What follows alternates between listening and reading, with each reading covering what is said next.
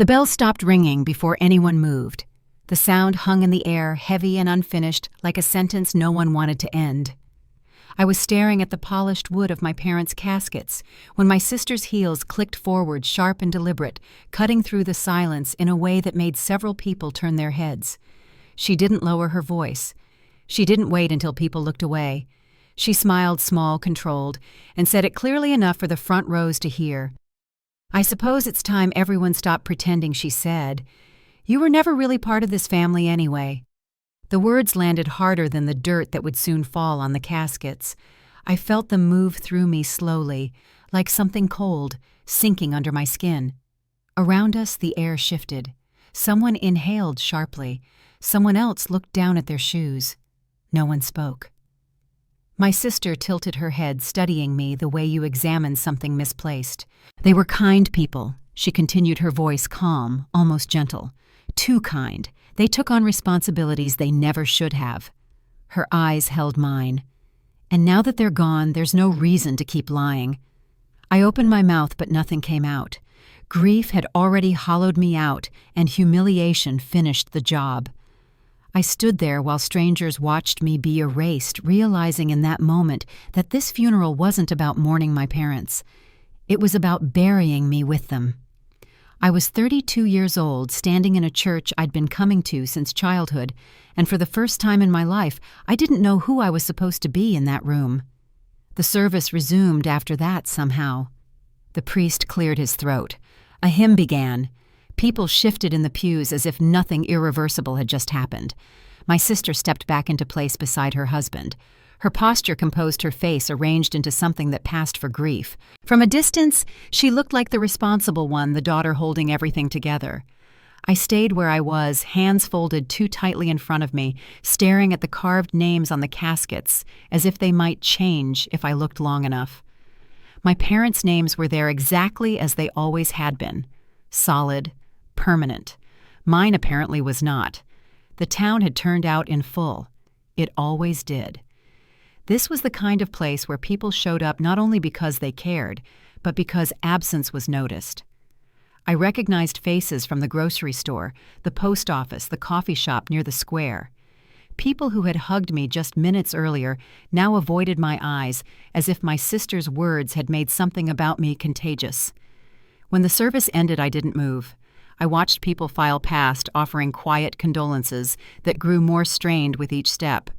Some squeezed my hand, some nodded. Others hesitated, then chose my sister instead, murmuring their support to her in voices meant to sound private. Outside, the sky was low and gray, the kind of color that made everything feel unfinished. The cemetery grass was still wet from the morning rain, clinging to shoes and hems. I followed the crowd without thinking, my body moving on memory, while my mind lagged behind, replaying her words over and over. "You were never really part of this family." She found me again near the edge of the gathering just as people began drifting toward their cars. Up close, her expression softened into something almost sympathetic.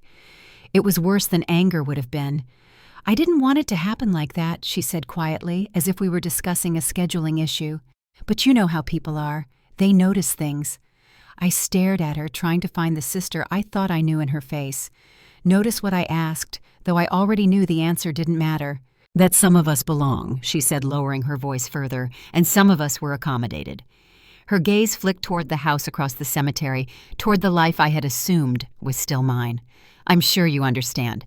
She spoke with the certainty of someone who believed the conversation was already over. I saw then what I hadn't wanted to see before. This wasn't grief talking. This was preparation, finally paying off. Before I could respond, someone called her name.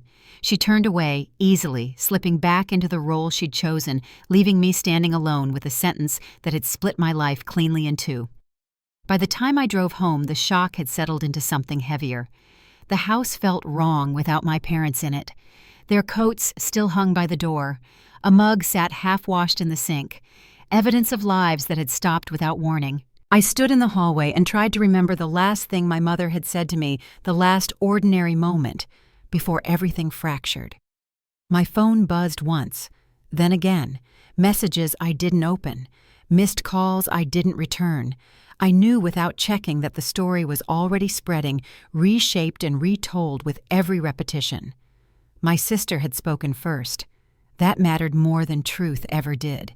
I sat at the kitchen table until the light faded, replaying the funeral in fragments. Her voice, the looks, the way no one had interrupted.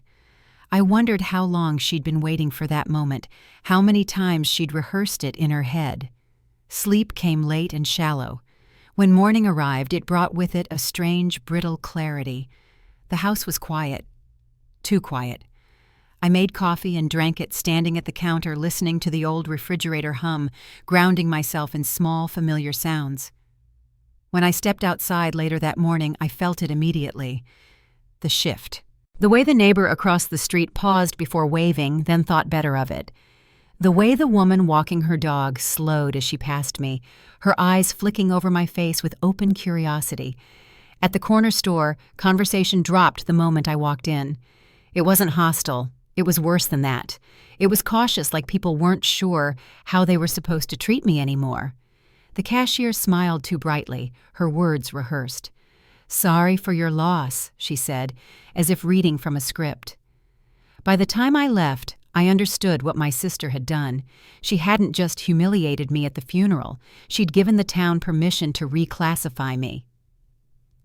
That afternoon, I sat in my parents' living room, surrounded by the weight of things that suddenly felt provisional. Photographs on the mantel, books on the shelves, a life arranged by people who were no longer there to defend it.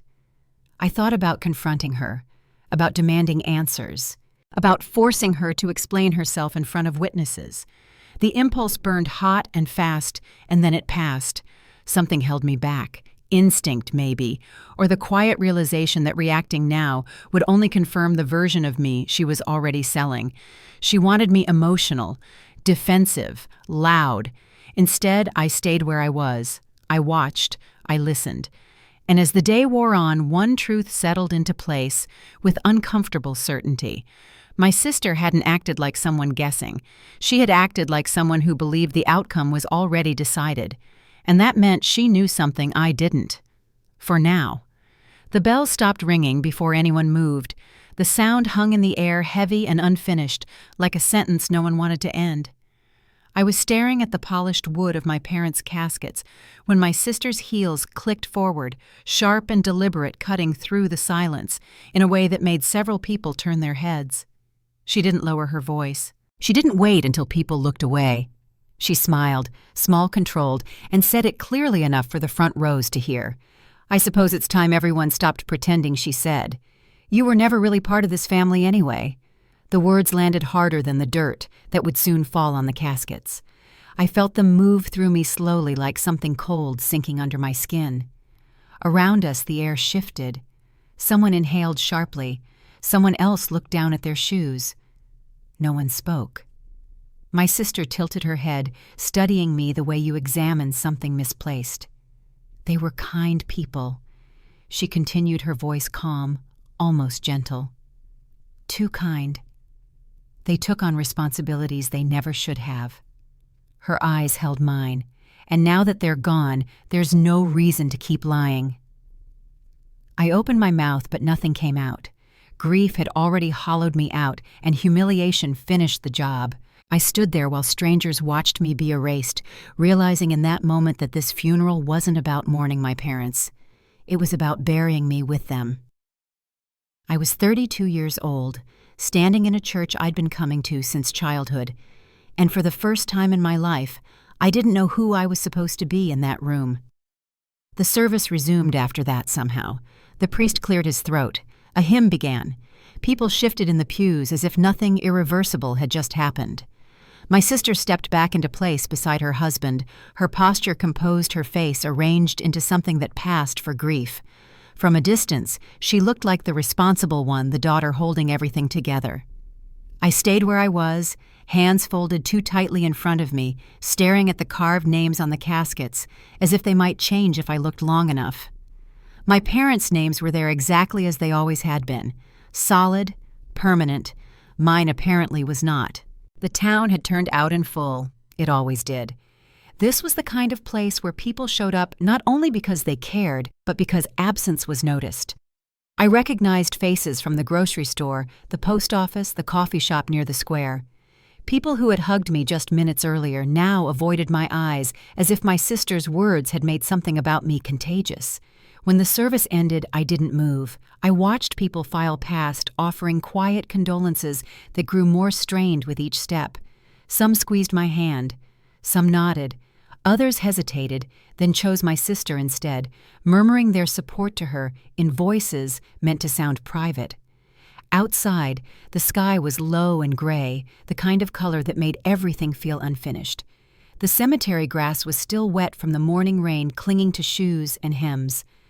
I followed the crowd without thinking, my body moving on memory, while my mind lagged behind replaying her words over and over. "You were never really part of this family." She found me again near the edge of the gathering, just as people began drifting toward their cars. Up close, her expression softened into something almost sympathetic. It was worse than anger would have been. "I didn't want it to happen like that," she said quietly, as if we were discussing a scheduling issue. "But you know how people are. They notice things." I stared at her, trying to find the sister I thought I knew in her face. Notice what I asked, though I already knew the answer didn't matter. "That some of us belong," she said, lowering her voice further, "and some of us were accommodated." Her gaze flicked toward the house across the cemetery, toward the life I had assumed was still mine. "I'm sure you understand." She spoke with the certainty of someone who believed the conversation was already over. I saw then what I hadn't wanted to see before.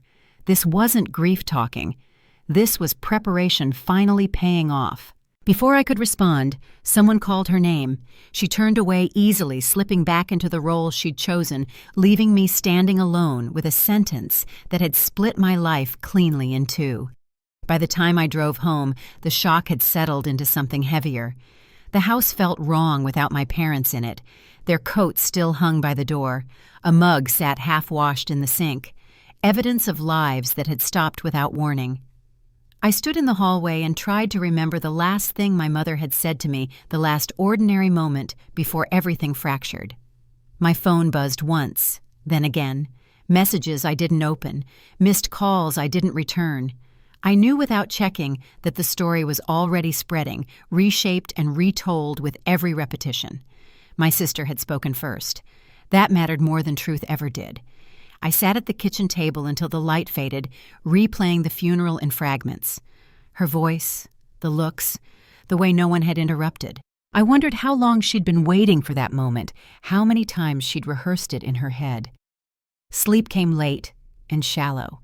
When morning arrived, it brought with it a strange, brittle clarity. The house was quiet. Too quiet. I made coffee and drank it standing at the counter, listening to the old refrigerator hum, grounding myself in small, familiar sounds. When I stepped outside later that morning, I felt it immediately. The shift. The way the neighbor across the street paused before waving, then thought better of it.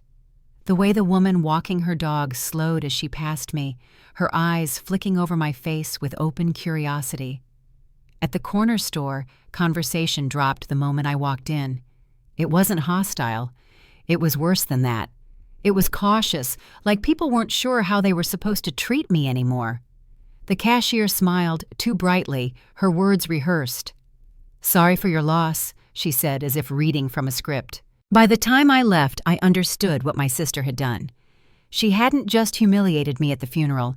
She'd given the town permission to reclassify me. That afternoon, I sat in my parents' living room surrounded by the weight of things that suddenly felt provisional. Photographs on the mantel, books on the shelves, a life arranged by people who were no longer there to defend it. I thought about confronting her, about demanding answers, about forcing her to explain herself in front of witnesses. The impulse burned hot and fast, and then it passed. Something held me back. Instinct, maybe. Or the quiet realization that reacting now would only confirm the version of me she was already selling. She wanted me emotional, defensive, loud. Instead, I stayed where I was. I watched. I listened. And as the day wore on, one truth settled into place with uncomfortable certainty. My sister hadn't acted like someone guessing.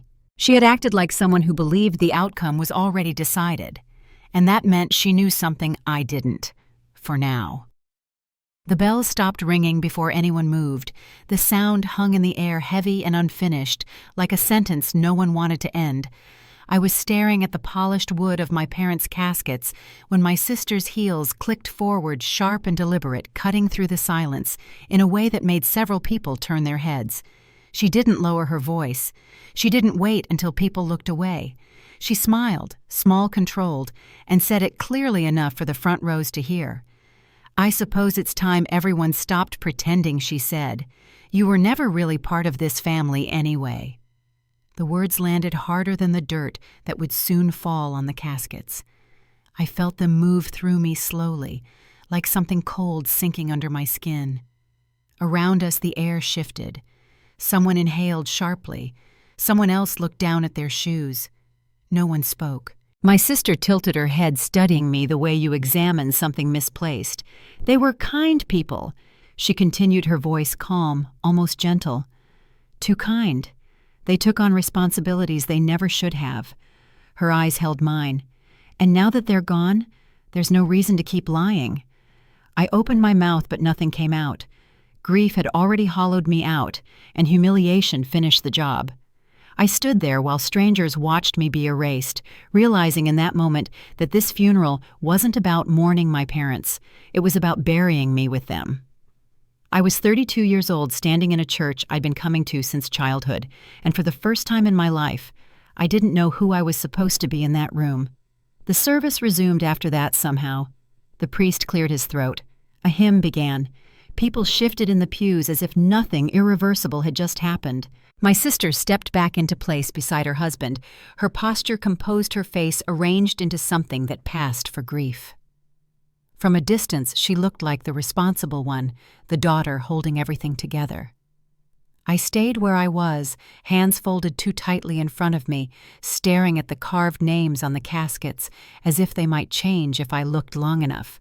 My parents' names were there exactly as they always had been, solid, permanent. Mine, apparently, was not. The town had turned out in full. It always did. This was the kind of place where people showed up not only because they cared, but because absence was noticed. I recognized faces from the grocery store, the post office, the coffee shop near the square.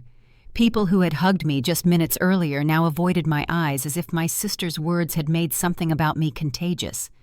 When the service ended, I didn't move. I watched people file past, offering quiet condolences that grew more strained with each step. Some squeezed my hand, some nodded.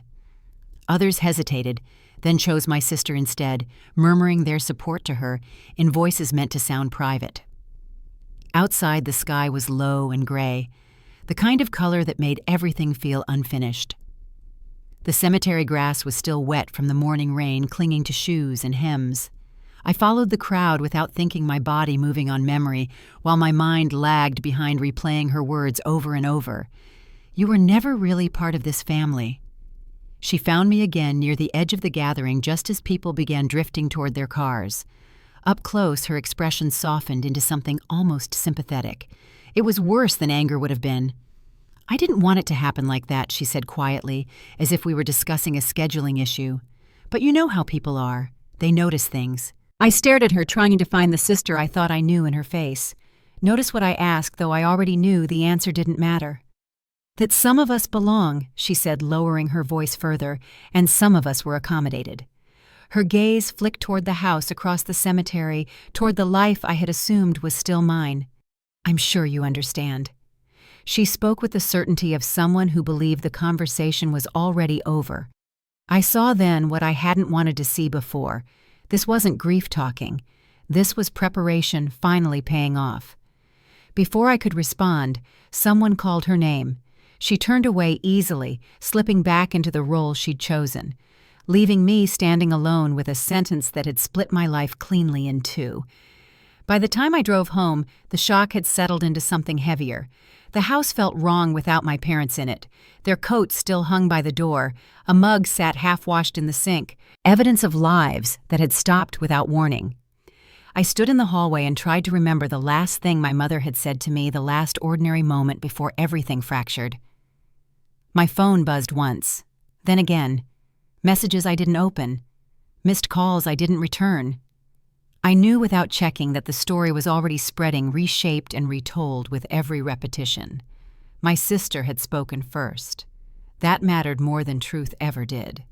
I sat at the kitchen table until the light faded, replaying the funeral in fragments.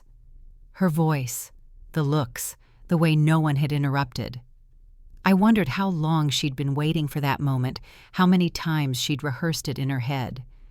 Sleep came late and shallow. When morning arrived, it brought with it a strange, brittle clarity. The house was quiet, too quiet. I made coffee and drank it standing at the counter, listening to the old refrigerator hum, grounding myself in small, familiar sounds. When I stepped outside later that morning, I felt it immediately. The shift, the way the neighbor across the street paused before waving, then thought better of it. The way the woman walking her dog slowed as she passed me, her eyes flicking over my face with open curiosity. At the corner store, conversation dropped the moment I walked in. It wasn't hostile. It was worse than that. It was cautious, like people weren't sure how they were supposed to treat me anymore. The cashier smiled too brightly, her words rehearsed. "Sorry for your loss," she said as if reading from a script. By the time I left, I understood what my sister had done. She hadn't just humiliated me at the funeral. She'd given the town permission to reclassify me. That afternoon, I sat in my parents' living room surrounded by the weight of things that suddenly felt provisional. Photographs on the mantel, books on the shelves, a life arranged by people who were no longer there to defend it. I thought about confronting her, about demanding answers, about forcing her to explain herself in front of witnesses. The impulse burned hot and fast, and then it passed. Something held me back. Instinct, maybe. Or the quiet realization that reacting now would only confirm the version of me she was already selling. She wanted me emotional, defensive, loud. Instead, I stayed where I was. I watched, I listened. And as the day wore on, one truth settled into place with uncomfortable certainty. My sister hadn't acted like someone guessing. She had acted like someone who believed the outcome was already decided. And that meant she knew something I didn't. For now. The call came just after noon, when the house was quiet enough that I could hear the refrigerator cycle on and off. I almost didn't answer it. The number was unfamiliar, and unfamiliar numbers had started to feel like threats. But something about the timing made me pause. It rang again before I could decide persistent without being aggressive. "Hello," I said. There was a brief hesitation on the other end, the sound of someone choosing their words carefully. "This is Mark Ellison," the man said. "I'm sorry to bother you. I wouldn't be calling if it weren't important." I waited. He sounded nervous but not dramatic. That mattered. "I handle some of your parents', practical affairs," he continued. "I worked with your father for years, accounting mostly, nothing personal, but I thought you should know something doesn't quite line up." My grip tightened on the phone. "What doesn't line up?" Another pause. "I don't want to speculate," he said quickly. Certain actions are being requested that don't match the timeline I've been given." I leaned against the counter, suddenly very aware of my heartbeat. By who there it was, the smallest breath before the answer. "Your sister." I closed my eyes. Mark explained slowly, deliberately, like he was afraid of being overheard even through the phone. My sister had contacted him that morning requesting access to records and authorizations that under normal circumstances would take time. She had spoken as if approval was guaranteed, as if the process was already complete. "It isn't," he said. "Not yet. There are steps, safeguards, and some of them don't move as fast as people expect." "Did you tell her that?" I asked. "Yes," he said. She didn't appreciate it. When the call ended, I stayed where I was for a long moment, staring at the blank wall. The house felt different again, but this time the change wasn't hollow. It was alert, like something had been nudged awake. I didn't call my sister. I didn't confront her. I did exactly what Mark hadn't asked me to do, but had clearly hoped I would nothing. Instead, I made a list. It wasn't dramatic, just names, places, things she'd mentioned in passing, offices she'd visited. Words she kept using: settled, soon, already handled. Those words took on new meaning now. They weren't statements of fact, they were pressure points. The next piece fell into place by accident. I ran into the bank manager later that afternoon while picking up mail from the branch drop box. She recognized me immediately, her expression flickering through sympathy before settling into something more guarded. "I'm sorry," she said, lowering her voice. "About your parents." "Thank you," I replied. She hesitated. "If you need anything explained or if there's confusion about how things work, feel free to ask." The offer sounded benign, but it was the way she emphasized confusion that caught my attention. "Is there confusion?" I asked. Her lips pressed together. "There's eagerness," she said carefully. "On your sister's part?" I nodded slowly. "She's been eager. That can complicate things," the manager said. "Processes exist for a reason." On the drive home, the pieces began to shift in my mind, rearranging themselves into a pattern I hadn't seen before. My sister's urgency, her impatience, her need to control the narrative before anyone had time to check it. Confidence, I was learning, often hides fear. That evening, I overheard her again. This time, she didn't know I was in the house at all. Her voice carried from the living room sharp with irritation. "You said it wouldn't be an issue," she snapped. "I don't care what usually happens. This isn't usual." I stood still, barely breathing. "Yes, I understand that," she continued. "But delays are unacceptable. People are waiting for what I wondered." When the call ended, she exhaled loudly, the sound of someone losing patience with obstacles they hadn't planned for. A moment later, she noticed me standing there. Her expression shifted instantly. "I didn't realize you were home," she said. "I live here," I replied evenly. "For now," she said, and immediately seemed to regret it. "I mean, this is all temporary, a lot of moving parts." "Clearly," I said. She studied me, her eyes narrowing slightly. "You don't need to involve yourself in this," she added. "It's complicated." That word again. Complicated. I smiled faintly. "So I've heard." She turned away, ending the conversation before it could become something else. But the moment stayed with me. She hadn't denied there were problems. She'd only insisted they weren't mine to worry about. That was the difference. Late that night, Mark called again. "I shouldn't be doing this," he said quietly. "But I need to be clear. There are mechanisms in place that don't respond well to pressure. When someone pushes too hard, it triggers scrutiny. Scrutiny from who I asked. From systems designed to prevent mistakes," he said. "And misuse." He didn't elaborate. He didn't need to. After we hung up, I sat on the edge of the bed and stared at the floor, my thoughts finally settling into something solid. My sister wasn't racing toward a victory. She was racing against constraints she didn't fully understand, and she was doing it loudly. The next day I watched her behavior change. She made more calls. She stopped pretending patience. She started asking questions she should have asked weeks earlier. How long did things usually take? What exceptions existed? Who had final authority? Those questions weren't signs of preparation. They were signs of recalculation. I remembered the look on her face in the kitchen when I'd asked whether things were settled. The flash of irritation she'd been unable to fully conceal. That look made sense now. She didn't have certainty. She had assumptions. And assumptions, once exposed, become liabilities. That afternoon, I received an email meant for her. It had been forwarded accidentally, a mistake born of haste. The message was brief, formal, and frustratingly vague, but one line stood out. "Pending further review." I didn't forward it. I didn't respond. I simply closed my laptop and leaned back, letting the weight of the moment settle. For the first time since the funeral, the fear loosened its grip on my chest, not because I knew what would happen, but because I knew what wouldn't. This wasn't over, and my sister knew it. She just didn't know how much time she was running out of. That evening, as she left the house again, phone pressed to her ear, her steps sharper than usual, I stayed behind and listened to the quiet return. Whatever power she thought she owned depended on everything falling into place quickly. And something very real was refusing to cooperate. If money had taught me anything, it was this: it always leaves a trail. And once you see the trail, you don't need to chase. You just wait for the person running to trip over it.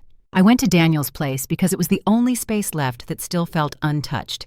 He'd been my anchor for years, the person I called when everything else fell apart, the one who knew how to sit with silence without trying to fix it. If there was anywhere I could breathe without being measured, it should have been there. The door opened before I knocked twice. He smiled when he saw me, but it didn't reach his eyes. That was the first sign.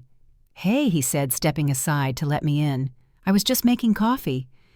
The apartment smelled the same dark roast, something faintly citrus from the cleaner he liked, but the air felt different, charged, like a conversation had already started without me. I sat at the kitchen table while he poured 2 mugs. He placed one in front of me, careful not to touch my hand. Another sign. "How are you holding up?" he asked. "I'm here," I said. He nodded slowly. "Yeah, I figured." We sat in silence for a moment, the hum of the refrigerator filling the space between us. He watched me the way people watch storms on the horizon, concerned, cautious, unsure how close to stand. "People have been asking about you," he said finally. I looked up. "People," he hesitated. "Your sister called me." There it was, clean and sharp like a blade laid gently on the table. When I asked, "Yesterday," he said. "She said she didn't want to put me in the middle, just wanted to give me some context." Context. Another word that had started to feel like a warning.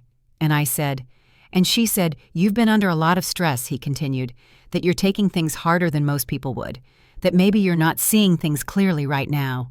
I waited for him to finish. He didn't. "That's it?" I asked. "She seemed worried," he said. "About you." I let out a breath I hadn't realized I was holding. "And what did you say?" He looked down at his coffee. I said I hoped you were okay. Not that he believed me, not that he trusted me, just that he hoped. I nodded, the movement slow and deliberate. "Did she mention the funeral?" He winced. "She said emotions were high. She humiliated me," I said quietly. Daniel looked up, startled. "She said there was a misunderstanding." Of course she had. I wrapped my hands around the mug, letting the heat ground me. "Did she tell you I was never part of the family?" He didn't answer right away. His silence stretched thick and uncomfortable.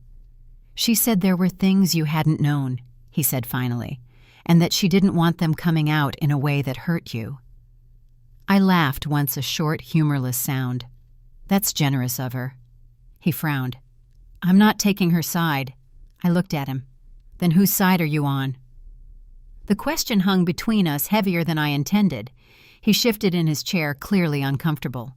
"I just think," he said carefully, "that maybe it would help if you took a step back for a bit. Let things settle. There's a lot happening." There it was, the request for distance dressed up as concern. "So you want me to disappear?" I said. "That's not what I said. It's what you meant." He opened his mouth, then closed it again. "I don't know what to think," he admitted. "Everyone's saying different things, and you don't know which version of me to believe I said. I didn't say that. You didn't have to." The silence that followed was different from the ones before. This one hurt. "I don't need you to fix anything," I said quietly. "I don't need you to take sides. I just need you to believe me." Daniel rubbed a hand over his face. "I want to," he said. This is bigger than us." That was the moment something inside me shifted. "Then maybe that's the problem," I said. He looked up. "What I've spent days being talked about, like I'm not in the room," I said. "Like my reaction is the issue, not what was done to me. And now I'm here asking the one person who knows me best to trust me, and you're telling me to wait until it's convenient." "That's not fair," he said. "No," I agreed, "it isn't." I stood, pushing my chair back gently. I didn't want this to turn into a scene. I didn't want raised voices or slammed doors. I wanted clarity. "I'm not asking you to choose me over her," I said. "I'm asking you not to suspend judgment about me until someone else finishes explaining me away." He stood, too, reaching for my arm. I stepped back before he could touch me. "Maybe we should take some space," he said softly. "Just until things calm down." I nodded. "That's probably best." I left before he could say anything else. The hallway felt too narrow, the air too thin. Outside, the evening light had begun to fade, the sky streaked with colors that felt almost cruel in their beauty. I walked for a long time without a destination, replaying the conversation in my head. Not the words, but the tone, the hesitation, the way doubt had settled where trust used to be. My phone buzzed again. This time I didn't have to look to know who it was. A message from my sister. "I hope you're taking care of yourself. People are worried. Let me know if you need space to process everything." I stared at the screen, my hands steady now in a way they hadn't been before. She wasn't just isolating me socially. She was dismantling my support system piece by piece, leaving me with fewer places to land. And she was doing it under the guise of concern. By the time I got home, the house felt different again. Less like a refuge, more like a checkpoint. I moved through it quietly, aware of how alone I was in a way I hadn't been before. That night, I didn't call anyone. I didn't scroll through messages or replay conversations. I sat on the floor of my bedroom back against the bed and let the quiet settle. There was a strange clarity in it. I understood then what my sister had underestimated. She thought isolation would break me. That doubt would make me reckless, emotional, loud. Instead, it was sharpening me. Without distractions, without the need to explain myself to people who were already leaning away, I could think. I could observe. I could wait. If even love could turn conditional, then unconditional trust had to come from somewhere else. It had to come from me. By the time I lay down, exhaustion finally pulling me under, I felt something steady beneath the grief and anger. A resolve that didn't need validation. Let her control the narrative for now. Let her decide who stayed and who left. When the truth came out, it wouldn't need allies to be loud. It would only need to be undeniable. The call came late, well after the house had settled into its nighttime creaks and sighs. I was brushing my teeth when my phone lit up on the counter, an unfamiliar number glowing against the dark. For a moment, I stared at it through the mirror foam still in my mouth, feeling that familiar spike of irritation and dread. Unknown numbers had become carriers of bad news, thinly disguised as concern. I almost let it go to voicemail. It rang again. I wiped my mouth with the back of my hand, and answered. "Hello, please don't hang up," a man said calmly. His voice was low, controlled, with none of the urgency I'd come to expect. "My name is Thomas Reed. I was your parents' attorney. I didn't speak. I didn't need to." He heard the silence and continued. "I know this is unexpected," he said, "and I know you've been told a great deal in the past few days. That's why I'm calling you directly, instead of leaving a message." My heart was beating too fast now, but his voice steadied me. "Why are you calling me?" I asked. "Because certain assumptions are being made," he said. "And because it's important you understand that not all of them are accurate." I leaned against the counter, the cold stone grounding me.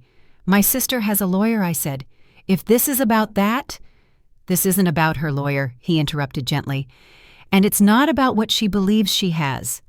Something in the way he said believes made my grip tighten on the phone. "I need to meet with you," he continued, "privately, and before anything else happens." I hesitated. "Why privately?" "Because your sister has been calling my office repeatedly," he said, "and because she is under the impression that certain outcomes are inevitable. They are not." The words landed softly but decisively. When I asked. "Tomorrow," he said, "late afternoon. Not at my office. Somewhere neutral." I thought of my sister's frantic calls, the pressure, the impatience. "Why now?" I asked. "Because he said she's accelerating. And speed is dangerous when you don't have full visibility." We agreed on a cafe on the edge of town, the kind of place people passed without noticing. When the call ended, I stood in the quiet kitchen phone still pressed to my ear long after the line went dead. I didn't call anyone. I didn't tell my sister. I didn't even write it down. The next day passed in a haze of forced normalcy. My sister was everywhere on the phone, in and out of the house, speaking in clipped sentences that carried authority she hadn't earned. She didn't ask where I was going when I left in the afternoon. She didn't need to. She believed she already knew how everything would end. The cafe smelled like burnt espresso and old wood. Thomas Reed was already there when I arrived, seated in a corner booth with his back to the wall. He looked exactly like someone who'd spent his life preparing for uncomfortable conversations, neatly dressed, alert eyes that missed nothing. He stood when he saw me. "Thank you for coming," he said, offering his hand. I shook it and sat. He waited until a server brought water and walked away before speaking again. "I want to be very clear," he said. "What I'm about to say doesn't require you to trust me blindly, but it does require you to listen without reacting." I nodded. "Your parents anticipated conflict," he said, "not in the way people assume. Not emotional conflict, structural conflict." I frowned. "What does that mean?" "It means they understood how power works," he said, "and how it's often mistaken for entitlement." He slid a folder across the table but didn't open it. "Your sister is operating under the belief that the moment your parents passed, control transferred to her. That belief is incorrect." My pulse quickened. "Then why is everyone acting like it's already decided?" "Because she's acting like it is," he said simply, "and because people rarely question confidence when it's presented early." I thought of the funeral, the certainty in her voice. "So what is decided?" I asked. He met my gaze. "Nothing that she thinks is." I waited, forcing myself not to interrupt. "There are mechanisms in place," he continued, "not designed to punish anyone, designed to prevent misuse. They don't respond to pressure, and they don't bend to intimidation. When someone tries to rush them, those mechanisms slow down. Which is why she's frustrated," I said. "Yes," he said, "and why she's becoming more visible." I leaned back, the pieces clicking together. "Why haven't you told her any of this I have?" he said. "She doesn't believe me." I laughed quietly. "It surprised me. She never does." Thomas watched me carefully. "This is the part where I give you instructions," he said. "And you may not like them. Try me. Do not confront her," he said. "Do not ask for documents. Do not correct her publicly. And above all, do not let her know we've spoken." I stiffened. "So I'm supposed to do nothing?" "You're supposed to let her continue," he said. "Every call she makes, every claim she asserts, every promise she implies without authority strengthens the record. Record for what I asked. For accountability," he said, "which only works if it's uncontaminated." I thought of Daniel, of the way doubt had crept in where certainty used to live. "She's destroying my life," I said quietly. "She's overplaying her hand," he replied. "There's a difference." He finally opened the folder, revealing not documents but notes, dates, times, observations, a timeline, not of inheritance but of behavior. "This is not about what you get," he said. "It's about what she cannot take." My chest felt tight. "When does this end?" "When it has to," he said. "Not before." We sat in silence for a moment. Outside, a car passed its headlights, briefly illuminating the window. Ordinary life continuing as if nothing monumental was unfolding 2 feet from a chipped wooden table. "She's going to escalate," I said. "Yes," he agreed. "And when she does, it will feel worse before it feels better." I nodded slowly.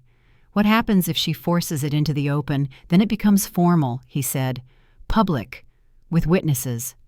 My stomach flipped. "And if she doesn't?" "She will," he said without hesitation. "People who believe they're running out of time always do." When the meeting ended, I left without looking back. The walk home felt lighter somehow, not because the situation had improved, but because it finally had shape. That night, my sister paced the living room while I sat on the couch pretending to read. She was on the phone again, her voice tight. "I don't care how long it usually takes," she said. "That's not acceptable." She glanced at me mid-sentence, her eyes narrowing slightly, then turned away. I said nothing. Later, lying in bed, I replayed Thomas's words in my head. Structural conflict, accountability, overplaying her hand. For the first time since the funeral, I slept deeply. In the morning, the tension in the house had sharpened. My sister moved faster, spoke louder, snapped when things didn't go her way. She announced plans before confirming them. She told people outcomes before they existed. I watched it all from the edges, quiet and composed. She thought I was retreating. She had no idea I was being timed. And for the first time, that knowledge didn't scare me. It steadied me. I didn't wake up the next morning with answers. I woke up with a different way of looking at everything I already knew. The house was quiet, but it no longer felt empty. It felt organized, as if there were lines I hadn't noticed before, boundaries laid down beneath the surface. I moved through the rooms, slowly noticing things that had once felt ordinary. The file cabinet my father insisted on keeping locked. The calendar my mother updated meticulously, even when nothing seemed scheduled. the way they had always separated personal matters from practical ones, even inside their own home. At the time, I'd thought it was just how they were. Careful, methodical, a little old-fashioned. Now it looked like preparation. Thomas Reed's question echoed in my head as I poured coffee. "Do you trust your sister?" I hadn't answered him directly. I'd deflected, joked, said something vague about complexity. But standing alone in the kitchen, I didn't need to pretend. Trust wasn't something I had ever consciously withdrawn from her. It was something that had eroded, quietly worn down by moments I'd dismissed as personality differences, sibling rivalry, harmless selfishness. I sat at the table and let my thoughts move backward, not into sentiment, but into pattern. There were memories that suddenly felt sharper stripped of their emotional padding, conversations where my parents had exchanged looks I hadn't understood, decisions that had seemed overly cautious at the time, boundaries that had frustrated my sister more than they ever frustrated me. They hadn't been arbitrary, they'd been defensive. The first flashback came without warning. I was 16 again, standing in the hallway outside my parents' bedroom, listening to raised voices through the door. Not shouting, controlled, tense. My mother's voice calm but firm. My father's lower, steady, repeating the same phrase. "This isn't negotiable." At the time, I'd assumed it was about money or rules or something I didn't need to be involved in. I'd walked away annoyed by the tension, relieved it wasn't directed at me. Now I wondered what had been at stake. Another memory followed. My sister demanding access to something, documents, accounts, permission for a decision she wanted to make quickly. My parents insisting on waiting on doing things properly on involving professionals. My sister storming out, furious, accusing them of not trusting her. They'd looked exhausted afterward. Not angry, worried. I'd thought they were being unfair. I picked up my mug and stared into the dark surface of the coffee, the reflection warped and unfamiliar. My parents hadn't been hiding a truth about me. They had been managing a risk that wasn't safe to name out loud. That realization hit harder than any insult my sister had thrown at me. They hadn't been protecting a secret. They had been containing a problem. The past few days rearranged themselves in my mind. The imbalance I'd felt growing up, the way my sister had always pushed, always demanded more, always framed resistance as betrayal. The way my parents had given in sometimes, not because they believed she was right, but because they were buying time. Time for what I wasn't sure yet. But time clearly mattered. I remembered asking my mother once why she wrote everything down, even trivial things. Appointments, phone calls, notes about conversations that seemed insignificant. "You never know what will matter later," she'd said lightly. At the time, it had sounded like a personality quirk. Now it sounded like a philosophy. By late morning, my sister was already on the phone again, pacing the living room. Her voice carried through the house, tight and irritated. "No, that's not what we discussed," she said. "I was very clear. I stayed in my room, not hiding, just staying out of her line of sight." Thomas had been explicit about that. "Observe. Don't interfere. Let the shape of things reveal itself." When she hung up, she slammed the phone onto the table harder than necessary. The sound echoed sharp and brittle. I felt something unexpected then. Not satisfaction, not fear, understanding. She wasn't unraveling because of grief. She was unraveling because something she'd counted on wasn't behaving the way she expected. And people who rely on control don't handle resistance well.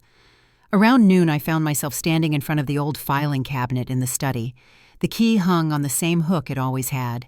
I didn't open it. I didn't need to. Just knowing it was there felt different now.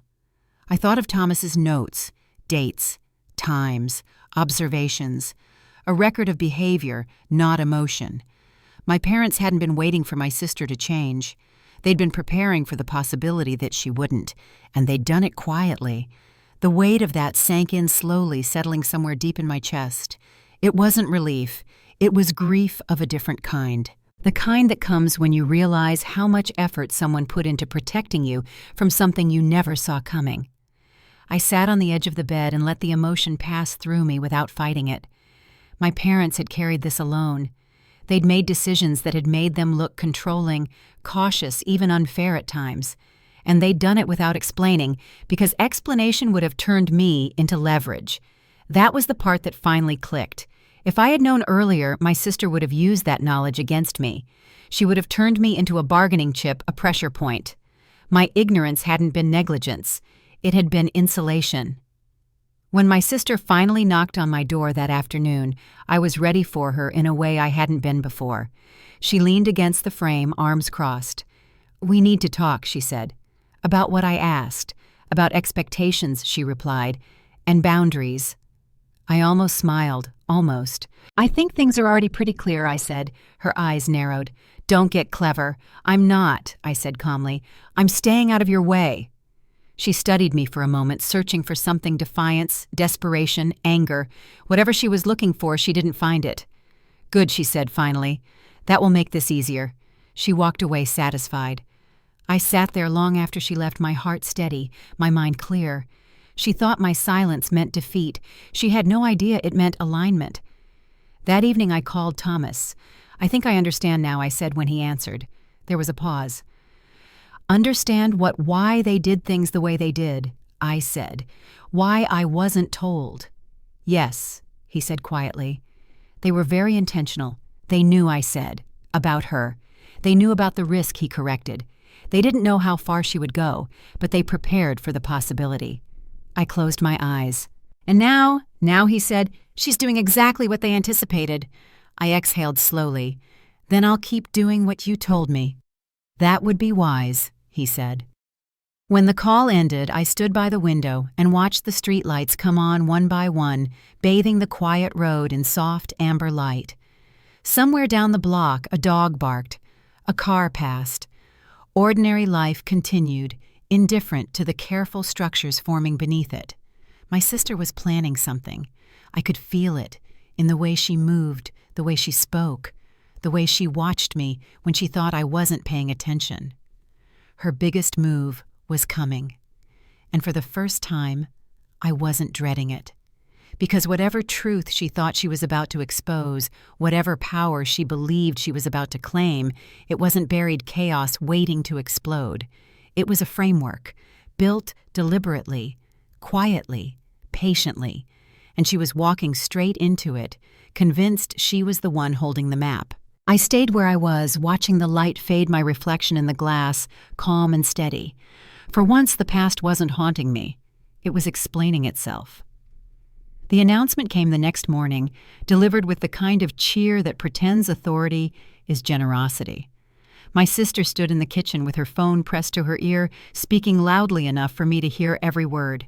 "Yes, this Saturday," she said. "It's important everyone's there. We need to put things in order." She caught my eye and smiled, the expression practiced and thin. "Family and close friends," she added. "Transparency matters." I didn't respond. I didn't ask what kind of gathering required transparency.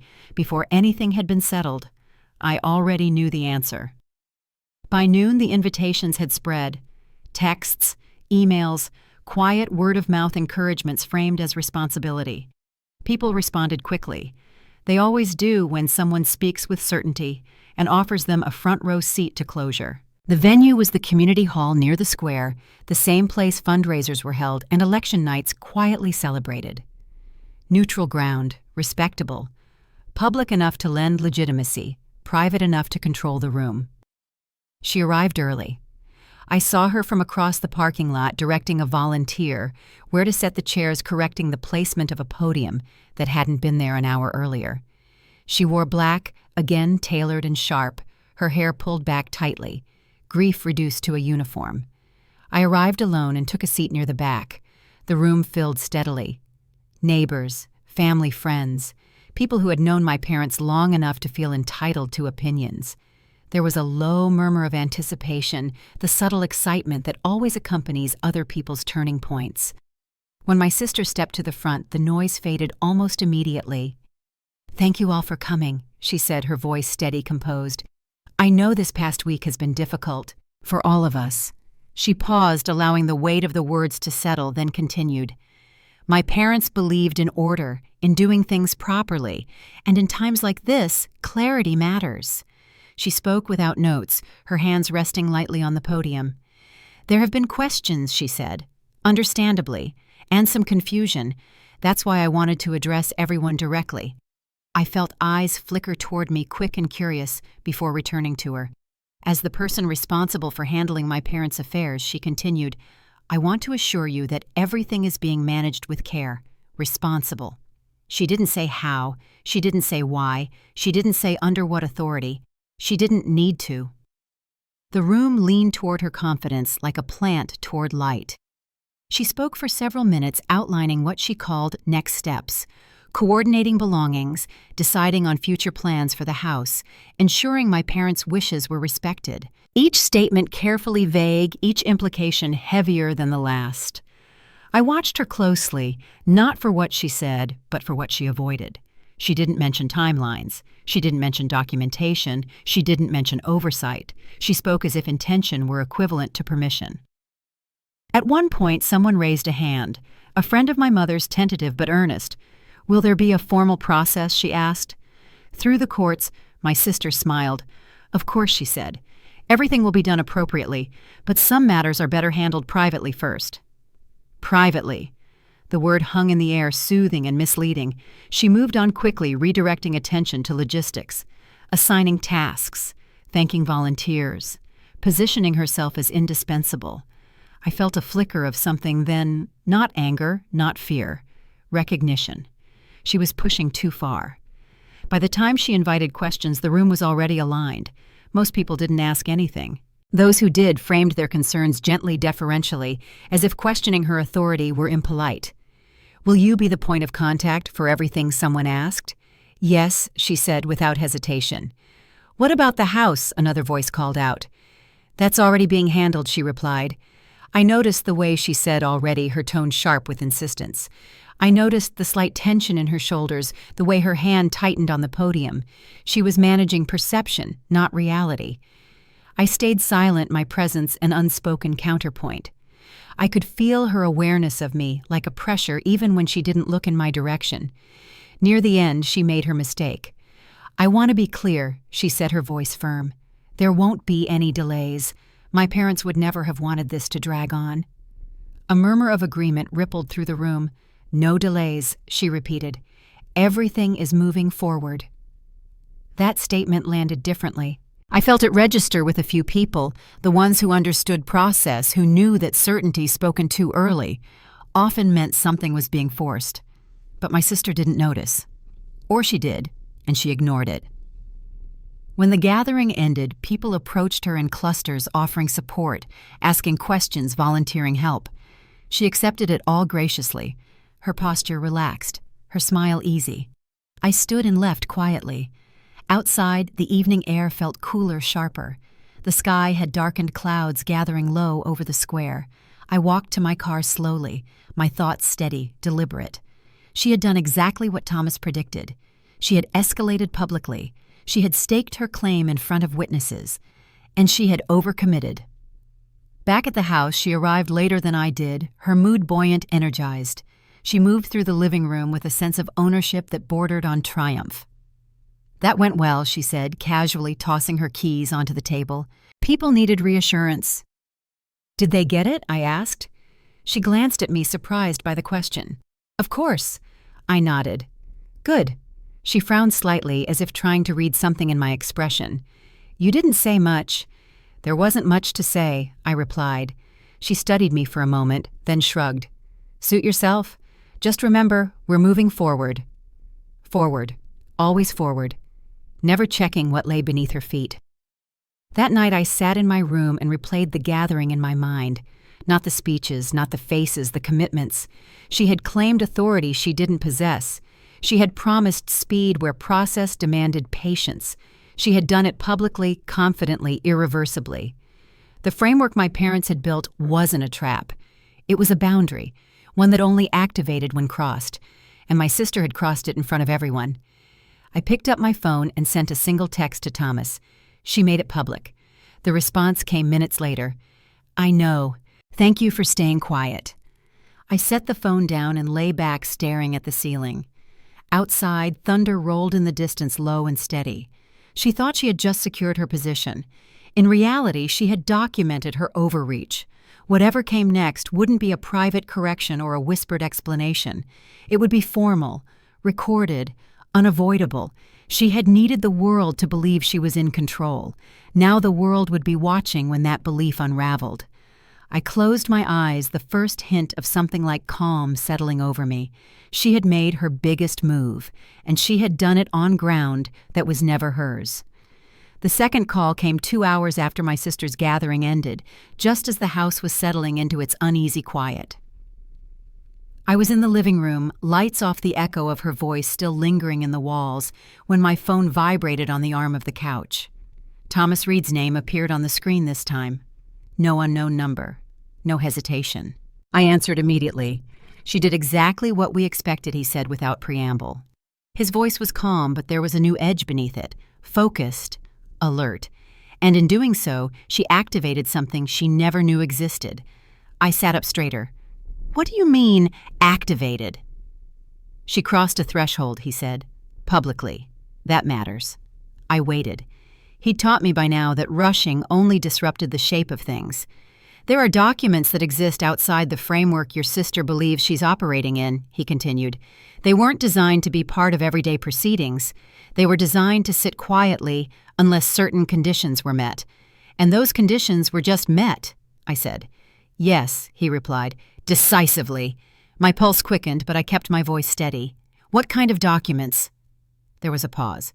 Not hesitation. Precision. The kind your sister assumed were impossible, he said, because acknowledging their existence would have required her to admit limits she never believed applied to her. I closed my eyes. So what happens now? Now, he said, we stop observing and start preparing. He didn't explain further over the phone. He never did. Instead, he scheduled another meeting, this one formal enough to matter, but not yet public. He warned me again not to say anything to my sister, not to respond to her confidence or her pressure. She will escalate, he said. This will make her feel both validated and threatened. That combination is dangerous. After the call ended, I sat in the dark for a long time, replaying the conversation in my head. The phrase that stuck wasn't activated or threshold. It was assumed impossible. My sister had built her certainty on a simplified version of reality, one where authority transferred cleanly, where confidence could substitute for permission, where speed could outrun structure. She had never accounted for resistance that didn't announce itself. The next day, the change in her behavior was unmistakable. She woke early, already dressed, already on the phone. Her voice was louder than usual, sharper, stripped of the smooth assurance she'd worn at the gathering. I was very clear about the timeline she said to someone I couldn't hear. This isn't a suggestion. She slammed the door on her way out, her urgency leaving a wake behind it. I stayed where I was, unmoved. By mid-morning, messages began arriving, not to me, but around me. I could feel them in the house the way you feel pressure before a storm. People calling, asking questions, repeating what she'd said the night before, and expecting confirmation. She didn't give it to them. Instead, she doubled down. That afternoon, she returned with a stack of papers tucked under her arm, her expression tight with forced composure. She spread them across the dining table, organizing them with exaggerated care. "I'm meeting with advisors," she announced. "We need to finalize things. Things like what I asked." She shot me a look. "Don't play dumb." "I'm not," I said evenly. "I'm asking." Her jaw tightened. "This doesn't concern you." It was the same dismissal she'd used before, but it didn't land the same way. There was strain behind it now, a subtle edge of defensiveness she couldn't quite hide. "Everything concerns me," I replied. "It always has." She laughed sharply. "You're confusing involvement with relevance." I didn't respond. I didn't need to. She gathered her papers and left again, frustration radiating off her in waves. That evening, Thomas called once more. "She's pushing," he said, "harder than before." "Is that a problem?" I asked. "For her," he replied. He explained then carefully what he hadn't over the phone before. Not specifics, not names, but structure. The document he referred to wasn't part of a will or a trust.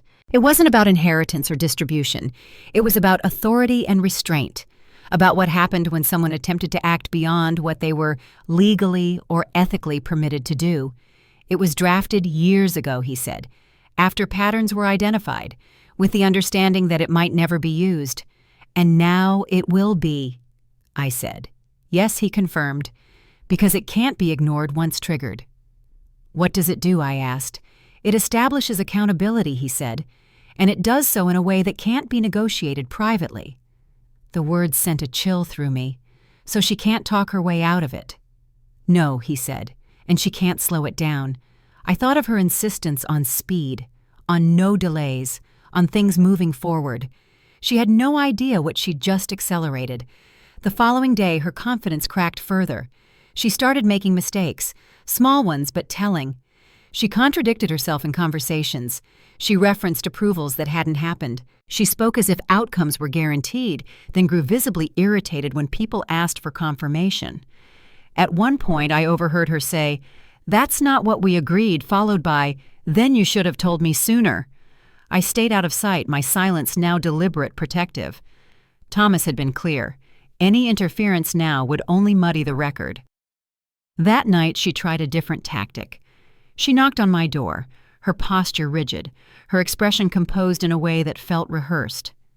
"We need to talk," she said. "We've talked," I replied. "Not like this," she said.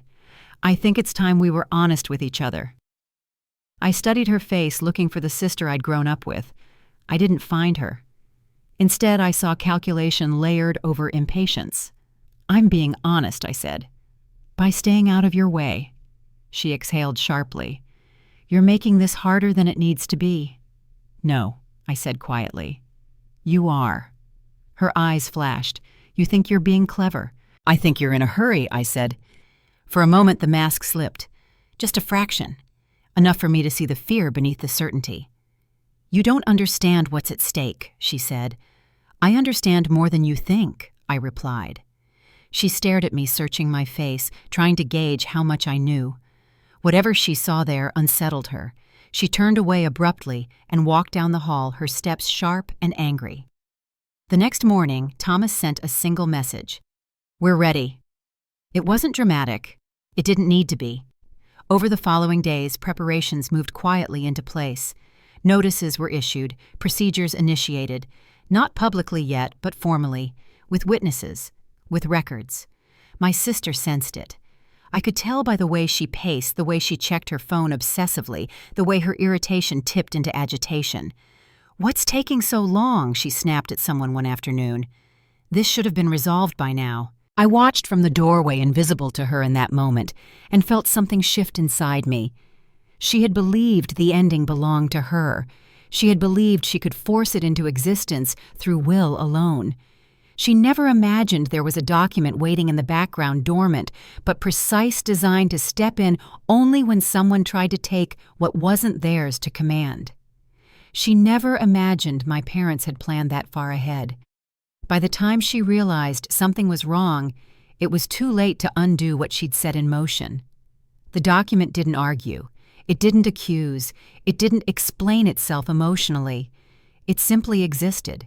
And its existence meant there would be no quiet resolution, no private compromise, no spinning the story into something softer. What came next would be formal, public, and final. As I stood at the window that night, watching her car pull into the driveway with an abruptness that betrayed her nerves, I felt a steady calm settle over me. She had built her power on assumptions. Now those assumptions were about to be tested, and this time the truth wouldn't need my voice to be heard. It would speak for itself. The courthouse was quieter than I expected, the kind of quiet that felt intentional rather than empty. People spoke in low voices, their words clipped and careful, as if the building itself demanded restraint. The air smelled faintly of paper and old wood, polished to a dull shine by years of hands that had passed through seeking resolution. I arrived early and took a seat near the front, my posture composed, my hands folded loosely in my lap. My sister arrived 10 minutes later, flanked by 2 men in dark suits. She walked with purpose, chin-lifted heels clicking sharply against the tiled floor. She looked like someone attending a meeting she believed she was about to win. When she saw me, she paused only briefly, her mouth curving into a confident smile before she turned back to her advisors. She didn't sit beside me. That was fine. The official proceedings began without ceremony. Names were read, appearances confirmed. The tone was neutral, procedural, almost boring in its precision. My sister's confidence seemed to grow with every mundane detail, as if the lack of immediate resistance validated her assumptions. She leaned back in her chair, one arm draped casually over the backrest, listening with the air of someone indulging a formality. Thomas Reed sat beside me, his presence steady and unassuming. He didn't open his folder, he didn't take notes, he simply waited. When it was my sister's turn to speak, she rose smoothly, her voice calm and controlled. She summarized her position efficiently, framing her actions as necessary, timely, responsible. She spoke about continuity, about honoring intentions, about preventing unnecessary delays. She spoke as if she were explaining something everyone already understood. There were no objections at first, no interruptions. Her advisors nodded along, satisfied. The official overseeing the session listened, expression unreadable, occasionally glancing down at the documents before him. When my sister finished, she sat with a small, satisfied exhale, her confidence intact. It was then that Thomas stood. "Before we proceed further," he said evenly, "there is a document that must be entered into the record." The room shifted. My sister's smile faltered just slightly. One of her advisors leaned toward her, whispering something under his breath. She waved him off, her expression sharpening. "What document?" she asked, her tone polite but edged. Thomas didn't look at her. He addressed the official. "This document was drafted and executed years ago with witnesses and filed appropriately. It becomes relevant only under specific circumstances. And those circumstances have been met," the official said, glancing at the file now placed before him. "Yes," Thomas replied. "They have." My sister stood abruptly. "I object," she said. "We weren't informed of any such document." Thomas turned to her, then his gaze steady. "You were not required to be," he said. Her advisors exchanged looks, their earlier ease giving way to confusion. One of them began flipping through his papers, brow furrowed. The document was read into the record in measured, unemotional language. It didn't accuse. It didn't explain motivations. It outlined boundaries, authority, and consequences with surgical clarity. As it became clear what it established, the room grew very still. My sister's posture changed. The confidence drained from her shoulders, replaced by a rigid tension she couldn't fully conceal. She attempted to interrupt, twice her voice rising, but each time she was stopped and reminded to wait. "This is absurd," she said finally. "This can't be valid." "It is," the official replied calmly. "It has been verified." She turned to her advisors, her voice sharp. "You said there was nothing like this." One of them hesitated. "We conducted standard review searches," he said carefully. This falls outside what we were led to expect, led by who she snapped." No one answered. Thomas spoke again, his voice steady. "This document does not transfer power," he said. "It limits it. It exists to prevent overreach, not to assign entitlement." My sister laughed, a short, brittle sound. "This is a setup," she said, "a manipulation. You're all conspiring." "Enough," the official said firmly. She stopped, her face flushing, her composure slipping with each breath. The ruling came next, delivered without drama. Authority was clarified. Actions taken without proper standing were invalidated. Further attempts to act unilaterally were prohibited pending formal review. My sister stood frozen as the words landed, her certainty collapsing in on itself. She wasn't stripped of anything she rightfully held. That was the cruel elegance of it. She was simply prevented from taking what she had assumed was hers to command. When the session ended, people stood slowly, gathering papers, murmuring softly. My sister's advisors moved away from her, their expressions tight with frustration and embarrassment. One of them spoke to her quietly, his tone cautious, distant. I remained seated until the room had mostly cleared. She turned toward me, then her eyes bright with anger and disbelief. "You knew about this," she said.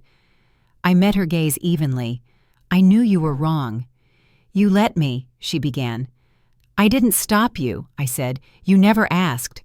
She stared at me, searching for something to argue against. There was nothing. She stormed past me without another word, her heels striking the floor too hard, too fast. The sound echoed long after she disappeared down the corridor.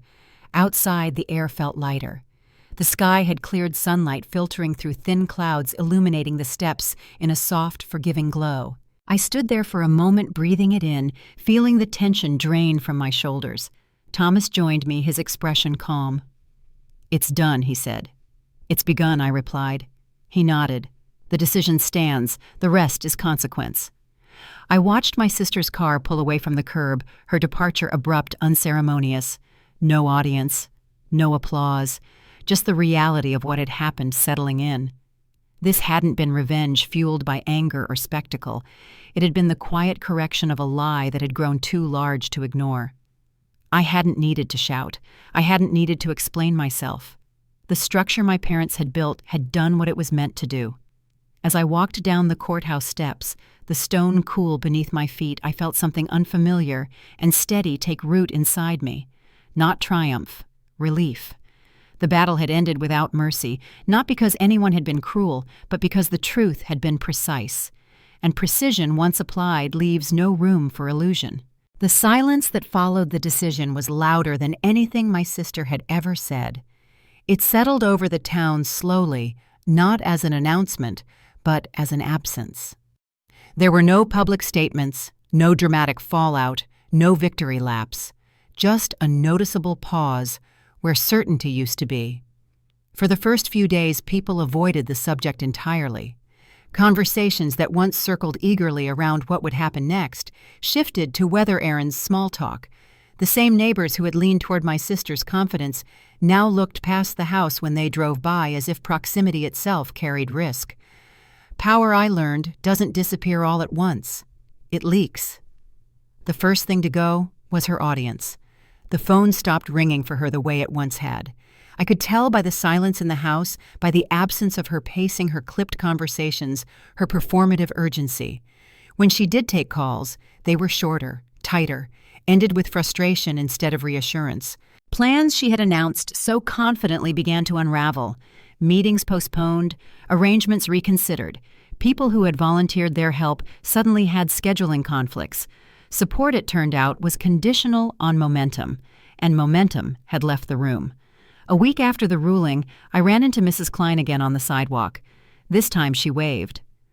"Hope you're doing okay," she said, her tone tentative but sincere. "I am," I replied. She nodded, glancing briefly toward the house. "It's been a lot, hasn't it?" It was the closest she came to acknowledging she'd believed the wrong version of events. I didn't correct her. I didn't need to. The town was recalibrating quietly, rewriting its memory in a way that allowed everyone to feel reasonable. They hadn't been wrong exactly, they just acted on incomplete information. That's what people tell themselves when certainty collapses. Inside the house, the shift was more pronounced. My sister moved differently now, slower, more guarded. The sharp confidence that had once driven her movements dulled into something brittle. She still dressed the same, still spoke with authority when she could, but the effect was gone. Authority without belief is just noise. I caught glimpses of her trying to regain control in small ways, rearranging schedules, making calls to people who no longer returned them, referencing plans that had quietly been canceled as if repetition might resurrect them. It didn't. One afternoon I overheard her arguing with someone on the phone. Her voice was low, but strained. "You said that wouldn't be an issue," she snapped, "that I could handle it." A pause. Then louder. "No, that's not what we discussed." She hung up hard, the sound echoing through the hallway. For a moment she just stood there, phone in hand, breathing too fast. She looked smaller then, not defeated, exposed. That was the thing she lost that money could never fix. Exposure. People began to see her not as the inevitable authority she'd presented herself as, but as someone who had overreached and been stopped. Once that image cracks, it never fully repairs.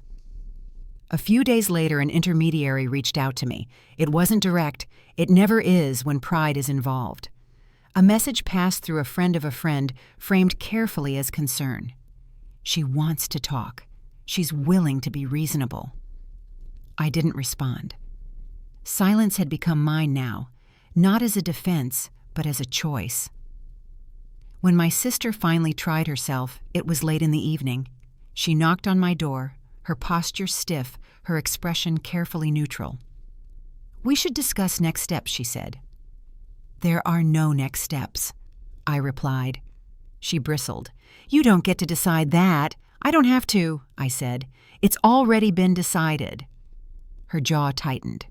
"You think you've won." "I think this is over," I said. She stared at me, anger flickering across her face before something else took its place. Calculation. Even now she was searching for leverage. "You've made things difficult," she said quietly. "For everyone." I met her gaze. "You made things impossible." She laughed softly, bitterly. "You always think you're right." "No," I said. "I think you finally weren't." She said nothing after that. She turned and walked away, her footsteps measured, controlled, as if she were still performing for an audience that no longer existed. That night alone in my room, the exhaustion finally caught up with me. Grief, the kind I hadn't had time to feel, rose quietly to the surface. The loss of my parents, postponed by conflict and survival, pressed in with unexpected weight. There was no anger left to keep it at bay, no urgency to distract me. I let it come. I cried for things that had nothing to do with inheritance or power, for ordinary moments that would never happen again, for the version of family I'd thought I had, for the effort my parents had made to protect me without ever explaining why. And when the tears passed, what remained wasn't bitterness. It was clarity. A few weeks later, I noticed something else shift. People started telling the story differently, not publicly, not formally, but in quiet conversations, in the way names were mentioned and contexts adjusted. My sister's certainty became her flaw. Her urgency became recklessness. Her confidence reframed as arrogance. The same traits that had once elevated her now defined her fall. She tried once more, through legal channels this time, to regain ground. A maneuver thinly disguised as procedure. It went nowhere. Without momentum, without belief, without allies willing to stake their credibility on her version of events, it collapsed under its own weight. That was when I understood what she had truly lost. Not money, not status, but the assumption of credibility. Once people stop believing you by default, every word becomes work. Every explanation sounds defensive. Every claim invites scrutiny. That kind of loss doesn't show up on paper. You can't recover it with strategy. It follows you quietly, permanently. One evening as I was locking up the house, I saw her standing in the driveway staring at nothing. For a moment, I felt something like sympathy, not for what she'd lost materially, but for the way she had engineered her own isolation. She looked up when she heard the door. "Are you happy?" she asked. It wasn't an accusation. It wasn't a challenge. It was genuine, and that surprised me. I considered the question carefully. "I'm at peace," I said. She nodded once, as if that answered something for her, then turned and walked away without another word. I didn't follow. In the weeks that followed, my life grew quieter, simpler, not easier, but steadier. Relationships that had stepped back didn't rush to return, and I didn't chase them. The ones that mattered found their way back on their own, slower, humbler, grounded in reality instead of rumor. The storm had passed. What remained was debris, yes, but also space. Space to breathe, to rebuild, to decide who I wanted to be without reacting to someone else's narrative. My sister had fought to win everything: control, recognition, authority. In doing so, she had lost the only things that endure. And I had learned something I would carry with me long after the echoes faded. When someone tries to take more than they are entitled to, the loss that follows is never just what they reach for. It's everything that once made people trust them to begin with. Several months passed before I realized I was waking up without bracing myself first. There was no sudden moment of relief, no dramatic shift. Just one morning where I opened my eyes and noticed the quiet didn't feel threatening anymore. It felt earned. The house no longer seemed like a battlefield or a reminder of what had been taken. It was simply a place where time moved forward again. I settled into routines that didn't revolve around reacting.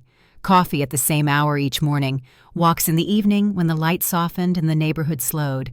Small habits that had nothing to do with proving anything to anyone. That was the first sign that something fundamental had changed. I began sorting through my parents' belongings at my own pace, not because anyone demanded it, but because I was ready. Photographs came first, old letters. Notes written in my mother's careful handwriting, reminders, tucked into books and drawers. There was grief in it, of course, but it was gentler now, no longer sharpened by urgency or humiliation. I understood things differently than I had before. My parents hadn't lived in fear. They'd lived in awareness. They'd made choices that looked cautious from the outside, not because they lacked trust in life, but because they understood human nature better than most people care to admit. They'd protected what mattered quietly, without applause, without explanation. That knowledge stayed with me as I rebuilt. Some relationships never returned to what they were. People who had pulled away during the chaos didn't rush back once the truth was clear. I didn't resent them for it. Fear makes people conservative. Silence makes them comfortable. I accepted that clarity doesn't obligate reconciliation. Others came back slowly, awkwardly, with apologies that hovered just short of full acknowledgement. I accepted those too on my own terms. Not everything needed to be rehashed to be put down. The world had moved on, and so had I. I saw my sister only occasionally after that, at a distance, at events where politeness replaced familiarity. She carried herself differently now, more contained, more watchful. The sharp certainty that once defined her movements was gone, replaced by something quieter and less stable. We never discussed what happened. There was nothing left to say. I didn't forgive her in the dramatic sense people like to talk about. I didn't need to. I released her from my decisions, from my explanations, from my future.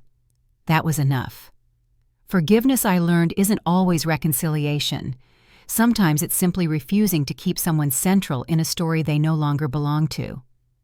As time went on, I noticed something else change. I stopped replaying conversations in my head, stopped imagining what I should have said or how things might have gone differently.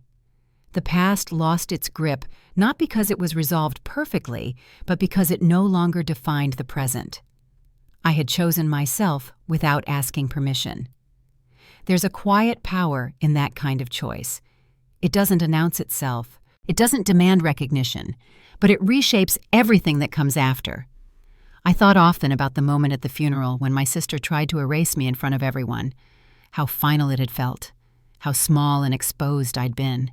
For a long time, I believed that moment defined the story. Now I see it differently. That wasn't the end. It was the point where the illusion broke.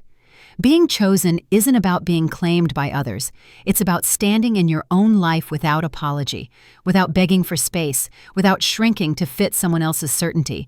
I didn't win because I outplayed her. I won because I didn't need to. The structure my parents built did its work and then faded into the background exactly as it was meant to.